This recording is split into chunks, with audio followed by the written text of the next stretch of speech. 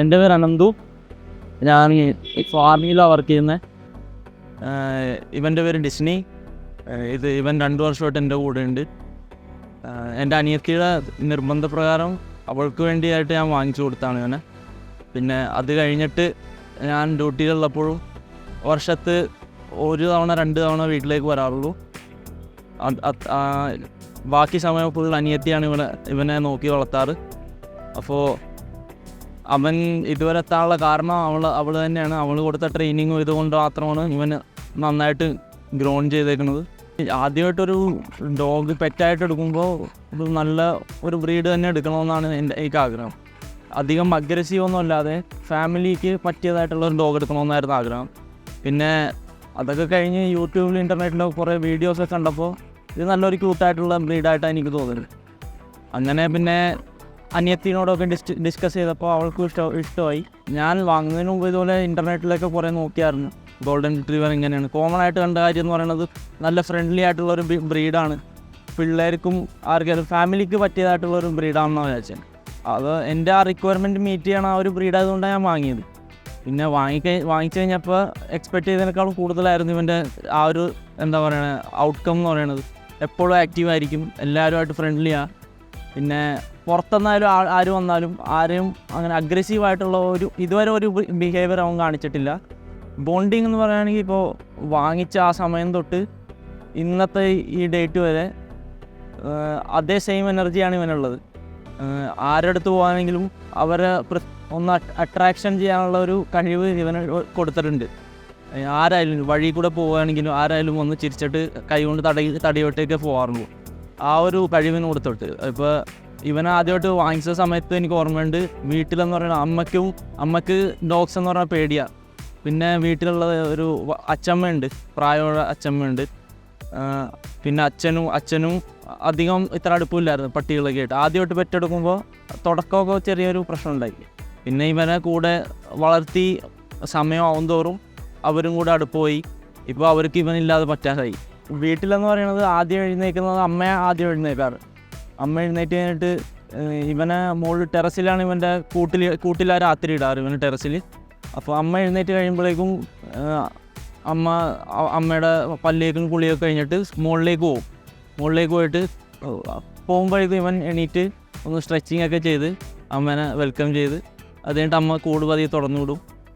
അവൻ്റേതായിട്ടുള്ള കളി ഓട്ടവും ചാട്ടവും കൂട് തുറന്നു വിടുമ്പോഴേക്കും എക്സൈറ്റ്മെൻറ്റോടെ ഓട്ടവും ചാട്ടവും ഒക്കെ ഉണ്ടാവും. പിന്നെ താഴേക്ക് വീണ്ടകത്തേക്ക് വരും, കുറച്ച് നേരം വീണ്ടകത്തിരിക്കും. അത് കഴിഞ്ഞിട്ട് ഒരു 8 മണിയൊക്കെ ആവാറാകുമ്പോൾ ഇവൻ ചെന്ന് അച്ഛൻ്റെ അടുത്തേക്ക്, അച്ഛൻ എണീറ്റേക്ക് അച്ഛൻ വന്ന് ഇവൻ്റെ അടുത്തേക്ക് വരും, ഇല്ലെങ്കിൽ അച്ഛൻ്റെ മുറിയുടെ മുമ്പിൽ വന്ന് ഇരുന്ന് കുരയും തുടങ്ങും. ഞാൻ ഒരു ലീവിന് വന്നതിന് 6 മാസം മുമ്പായിട്ട് തന്നെ സിസ്റ്റർ എന്നോട് പറഞ്ഞായിരുന്നു അടുത്ത ലീവിന് വരുമ്പോൾ ഒരു പെറ്റ് ഡോഗിനെ വാങ്ങണമെന്ന് പറഞ്ഞായിരുന്നു. അങ്ങനെ പിന്നെ ഞാൻ 6 മാസം മുമ്പോട്ട് തന്നെ ഞാൻ അന്വേഷിച്ച് തുടങ്ങിയായിരുന്നു എവിടെ നിന്നാണ് കിട്ടുക എന്നൊക്കെ. അങ്ങനെ പിന്നെ ഫ്രണ്ട്സിൻ്റെ കെയർ ഓഫിൽ ഒരു പെറ്റ് ഓണർ ഉണ്ട്, അവരുടെ അടുത്തു നിന്നാണ് ഇവനെ വാങ്ങിച്ചത്. ഫുഡ് ഹാബിറ്റ്സ് സ്റ്റാർട്ടിങ്ങിൽ ഞങ്ങൾ റോയൽ കനൈൻ്റെ സ്റ്റാർട്ടർ വെച്ചാണ് ഞങ്ങൾ കൊടുത്തു തുടങ്ങിയത്. പിന്നെ പതിയെ ഷിഫ്റ്റ് ചെയ്ത് വീട്ടിലെ ആഹാരം, ചോറ്, തൈര് അങ്ങനത്തെ ആഹാരമൊക്കെ മിക്സ് ചെയ്ത് കൊടുക്കാൻ തുടങ്ങി. ഇപ്പോൾ അവൻ അങ്ങനെ പ്രത്യേകിച്ച് എന്ത് കൊടുത്താലും കഴിച്ചോളും, അങ്ങനെ ഇതന്നെയില്ല. ഞാൻ പുറത്തായിരുന്ന സമയത്ത് അനിയത്തിയായിരുന്നു ഇവൻ, ഞാൻ പറഞ്ഞ പോലെ അനിയത്തിയായിരുന്നു ഇവനെ നോക്കിക്കൊണ്ടിരുന്നത്.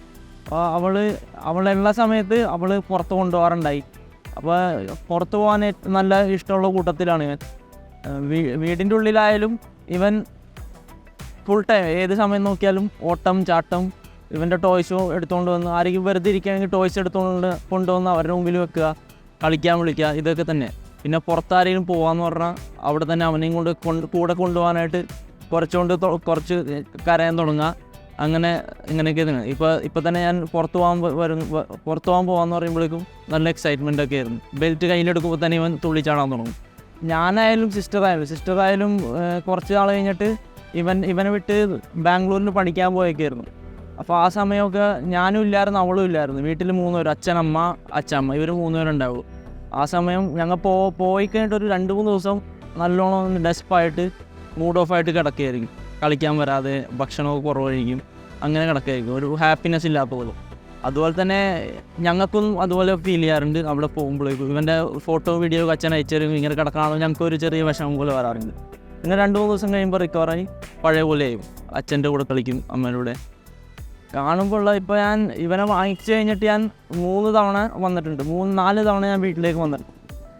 എപ്പോൾ വന്നാലും അതേ ഒരേ ഒരു സെയിം രീതിയിൽ ഞാൻ വെൽക്കം ചെയ്യാറ്. എക്സൈറ്റ്മെൻറ്റോടെ തുള്ളിച്ചാടി ഓടി എൻ്റെ അടുത്തേക്ക് വന്നിട്ട് ആ ഒരു സ്പെഷ്യലായിട്ടുള്ള ശബ്ദങ്ങളൊക്കെ ഉണ്ടാക്കിയിട്ട് അതുപോലെ ചെയ്യാറ്. അത് കാണുമ്പോൾ നല്ല സന്തോഷം വരാറുണ്ട്. ആർക്കാരും ഞാനിപ്പോൾ ഇവിടെ വന്നു കഴിഞ്ഞിട്ട് ഇവൻ്റെ വീഡിയോ ഒക്കെ സ്റ്റാറ്റസായിട്ട് സ്റ്റോറി ആയിട്ട് ഷെയർ ചെയ്യുമ്പോഴേക്കും അവളുടെ റിയാക്ഷനൊക്കെ വരാറുണ്ട്.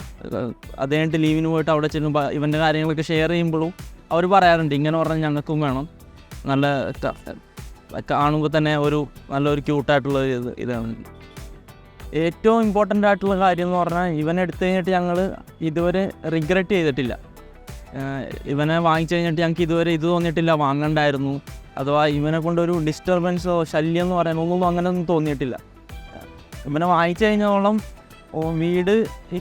വീട് ഹാപ്പി ആയിട്ട് ഫുൾ ടൈം ഹാപ്പി ആയിട്ടിരിക്കാനുള്ള കാരണം ഇവൻ തന്നെ ആയിരിക്കും. അഥവാ ഇപ്പോൾ ഞാനും വീട്ടിലില്ലാത്ത സമയം എൻ്റെ അനിയത്തിയും വീട്ടിലില്ല, അച്ഛൻ, അമ്മ, അച്ഛമ്മ ഇവർ 3 പേരും ഉണ്ടാവുള്ളൂ.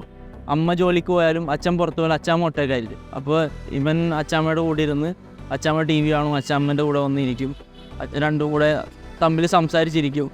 അങ്ങനെയൊക്കെ അച്ഛനും അമ്മയ്ക്കും അച്ഛമ്മയ്ക്കും എന്ന് പറയുമ്പോൾ ഞാനും അനിയത്തിയും അനിയത്തി പഠിക്കാൻ വേണ്ടി ദൂരെ മാറിയിരിക്കും. ഞാൻ ഡ്യൂട്ടിയിലായിരിക്കുമ്പോൾ വീട് കാലിയായിരിക്കും. ആ സമയം ഞങ്ങളുടെ ഒരു റീപ്ലേസ്മെൻറ്റ് പോലെ ഇവനെ കാണുന്നത്, ഫാമിലിയുടെ ഒരു അംഗം പോലെ തന്നെ ഇവനെ കാണും. ഞങ്ങളുടെ ഫാമിലിയുടെ ഏതംഗത്തേലും അതേ ഒരു ഈക്വാലിറ്റിയോടെ തന്നെ ഇവനെ എല്ലാവരും കാണുന്നത്. അതേ ഒരു വാല്യൂ ആണ് ഇവന് കൊടുക്കുന്നത്. ഇവനില്ലാതെ ബാക്കി ആർക്കും ഇന്നത്തെ സമയത്ത് പറ്റില്ല. ഏറ്റവും ആലോചിക്കാൻ പെയിൻഫുൾ എന്ന് പറയുന്നത് ഇവരുടെ ആയുസ് മനുഷ്യൻ്റെ അത്രയില്ല. കുറച്ചാൾ കഴിയുമ്പോൾ എന്തായാലും നമ്മളെ വിട്ടുപോകുമ്പോൾ ആ ഒരു മൊമെൻ്റ് എന്ന് പറഞ്ഞാൽ വിചാരിക്കുമ്പോൾ തന്നെ പെയിൻഫുൾ ആയിട്ടുള്ളതായിരിക്കും.